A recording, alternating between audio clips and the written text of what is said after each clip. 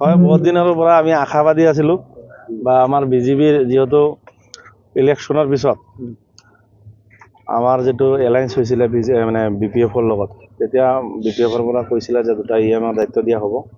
তো সেইমতে বহুত দিন দেৰি হ'ল, যদিও আজি আমাক দায়িত্ব EM বুলি ডাইৰেক্ট হেৰি নহয়, ইনচাৰ্জ হিচাপে দায়িত্ব দিছে, দুটা বিভাগৰ ইনচাৰ্জ দিছে। তো খুবেই খুশি।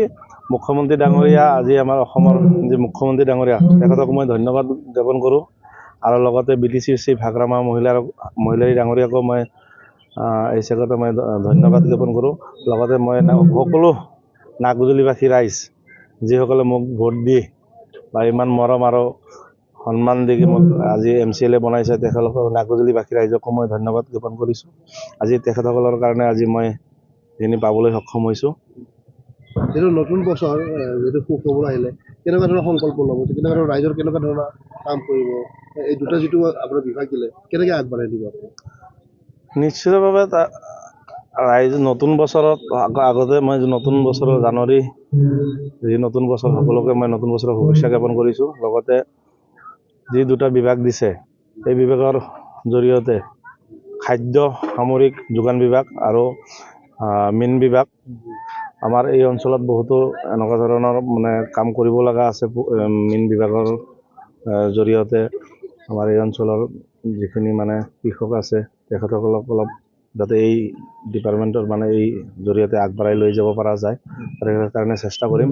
কৰিবলগীয়া বহুত আছে, সমষ্টিত বহুতো কাম কৰিব লগা আছে। তো কাম হ'ব আগন্তুক দিনত।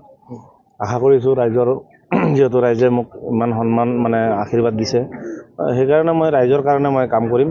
মই এইটো ৰাইজক মানে আগতে প্ৰতিশ্ৰুতি দিছোঁ আৰু ৰাইজৰ কাৰণে সদায় আছোঁ, ৰাইজৰ কাৰণে কাম কৰি যাম। কিন্তু নাগৰিক সমষ্টিত ৰাস্তা ঘাটৰ সমস্যা আছে, ৰাস্তা ঘাটৰ কাৰণে কেনেকুৱা ধৰণৰ আপুনি কাম কৰে?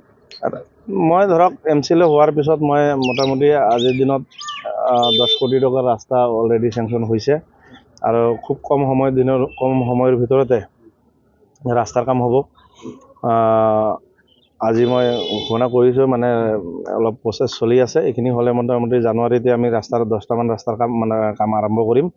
লগতে আপোনাৰ নাগৰজুলিত ডিগ্ৰী কলেজৰ এটা অসুবিধা আছিলে, মুখ্যমন্ত্ৰী ডাঙৰীয়াই মোক মাটি চাব দিছে আৰু মাটিৰ মই 50 বিঘা মাটিৰ এটা এলটমেণ্ট ওলাইছোঁ। এতিয়া নাগৰজুলিত ডিগ্ৰী কলেজ হ'ব। আৰু আপোনাৰ ৰাস্তা আমাৰ কৰিব লগা আছে, আপোনাৰ কলেজ চকৰ পৰা কাউলি হৈ তিনিআলি, কুম্ভিকাটা তিনিআলি গলি, সেই ৰাস্তাও হ'ব। ব্ৰিজৰো কাম কৰিব লগা আছে। আগন্তুক দিনত মানে প্ৰচেছ কৰি আছোঁ, এটাকৈ আগন্তুক দিনত সকলো সমস্যাৰ সমাধান কৰিম। বিধানসভা নিৰ্বাচনক লৈ কেনেদৰে প্ৰস্তুতি চলাইছে আপোনাৰ সমষ্টিত? বিধানসভা নিৰ্বাচনৰ প্ৰস্তুতি আমাৰ চলি আছে। যোৱাকালি আপোনালোকে পাইছে বোধহয়, যোৱাকালিও আমি বহুত কাৰ্যকৰ্তা জইনিং কৰাইছোঁ। আৰু চাওক, এইটো গোৰেশ্বৰ সমষ্টি, আমি যিহেতু নাগৰজুলিটো গোৰেশ্বৰ সমষ্টিত পৰে, আৰু আগন্তুক দিনত মই আশাবাদী যে গোৰেশ্বৰত BJPৰ কেণ্ডিডেট হ'ব, প্ৰাৰ্থী হ'ব। আৰু BPF-ৰ লগত যিহেতু এলায়েন্স, যাৰে প্ৰাৰ্থী থাকে, আমি এলায়েন্স হিচাপে যিজন কেণ্ডিডেট দিব, তাক আমি বিপুল ভোটত নাগৰজুলি সমষ্টিৰ পৰা, মানে চুকলাই, চেৰফাং, গোৰেশ্বৰ, নাগৰজুলি, হাইষ্ট ভোট মই নাগৰজুলি সমষ্টিৰ পৰা দিবলৈ আমি চেষ্টা কৰিম। সেইটো 9 তাৰিখে শুক্লাইত মুখ্যমন্ত্ৰী আহি আছে, উদ্যমিতা আঁচনি, কি ক'ব আপুনি? হয়, মহিলা উদ্যমিতা যি আঁচনি আছে, আজি মোটামুটি বহুত দিন ধৰি আমাৰ মহিলাসকলে মানে অপেক্ষাত আছে যে কেতিয়া 10,000 টকা পাব, আৰু খুব উৎসাহেৰে বাট চাই আছে। তো অহা 9 তাৰিখে আমাৰ এই উৎসাহ মানে অন্ত পৰিব মহিলাসকলৰ। আৰু এইটো খুব এটা ভাল আঁচনি। এই আঁচনিৰ জৰিয়তে মহিলাসকলৰ কাৰণে মানে সবলীকৰণ, যিটো কয়, মহিলা সবলীকৰণৰ ক্ষেত্ৰত বহুত সহায় সহযোগিতা হ'ব। আৰু এই 9 তাৰিখে মুখ্যমন্ত্ৰী ডাঙৰীয়াই যিহেতু আমাৰ চুকলাইত আহিব, মুখ্যমন্ত্ৰী ডাঙৰীয়াক মই নাগৰজুলি সমষ্টিৰ MCLA হিচাপে মই গোৰেশ্বৰ সমষ্টিত মই মানে ৱেলকাম জনাইছোঁ। তেখেতে আহিব, আৰু খালি উদ্যমিতাই নহয়, মুখ্যমন্ত্ৰী অহা মানে আমাৰ ৰাইজৰ কাৰণে আশাৰ বতৰা লৈ আহিব।